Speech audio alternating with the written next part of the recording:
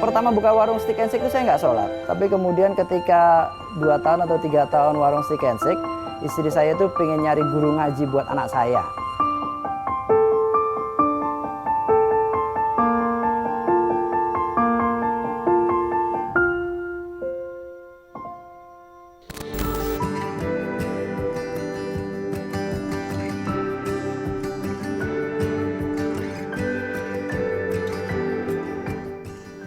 Salat berjamaah di salah satu pesantren sahabatku di Pakem, Sleman, daerah istimewa Yogyakarta ini bisa jadi sama dengan aktivitas keagamaan di tempat lain.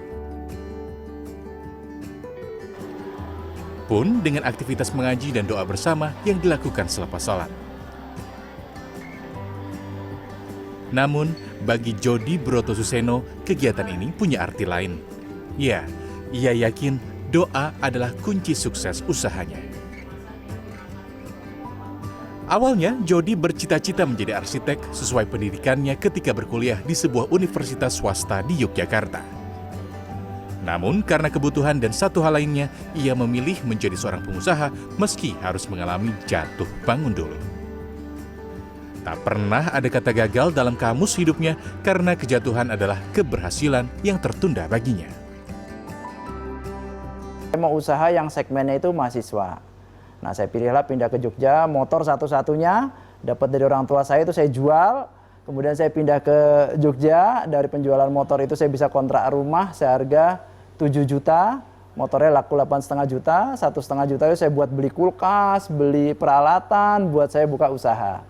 Nah, jadilah tahun 2000 kemudian saya merintis pertama kali Waroeng Stick and Shake dari Jogja.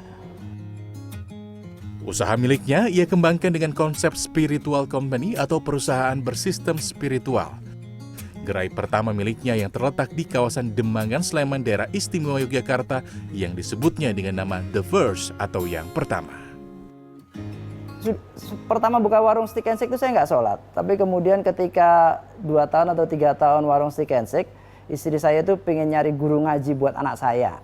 Nah, kemudian nyari guru ngaji, anak saya ngaji, ke rumah kan, guru ngaji datang ke rumah saya kan kecil, cuma RSS gitulah. Nah, terus kemudian ya saya menghindar karena saya nggak mau ngaji. Jody mengatakan berdoa ada dalam prosedur dan aturan standar di perusahaannya. Jadi, mau tidak mau, semua karyawan wajib berdoa meski ada beberapa yang mungkin merasakannya sebagai sebuah paksaan.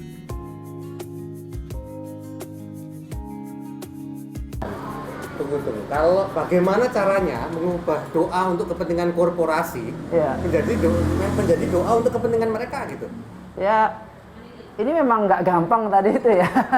Nggak gampang, apalagi karyawan kita anak-anak muda yang dengan penghasilan lumayan besar, belum nikah, kebutuhannya masih banyak dan lain-lain. Tapi pelan-pelan kita rubah mindsetnya.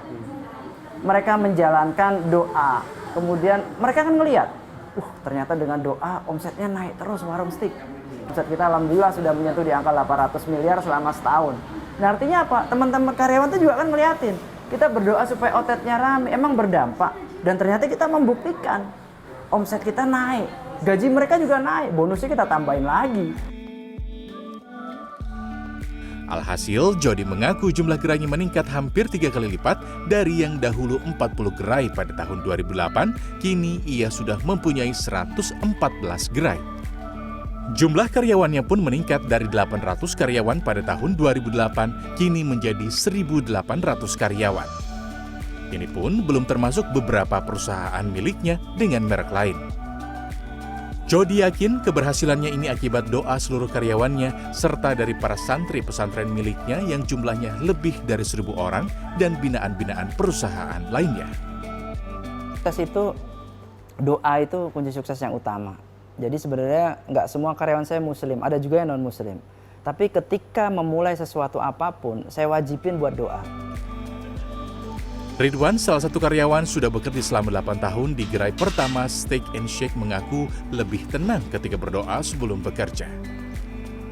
Rutin tiap minggu itu sama ustadz pribadi ke warung, ke outlet itu 1 minggu sekali.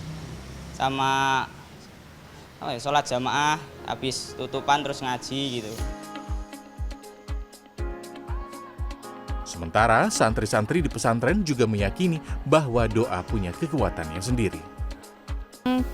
Kami percayai itu kalau dengan kita semakin mendekat kepada Allah, dengan semakin kita banyak berdoa, banyak interaksi dengan Al-Quran, itu akan mendapatkan banyak keberkahan dari Allah. Dan itu akan mempermudah kesuksesan, mempermudah usaha. Bagi sebagian orang, meraih cuan bisa jadi hanya bisa dilakukan dengan hal-hal nyata seperti produk, promosi, dan pemasaran saja. Namun bagi seorang Jody Broto Suseno, yakin doa adalah kekuatan spiritual yang bisa menjadi kunci utama kesuksesannya mendapatkan cuan dengan hasil maksimal. Hendrawan Setiawan, Teguh Supriyadi, Yogyakarta.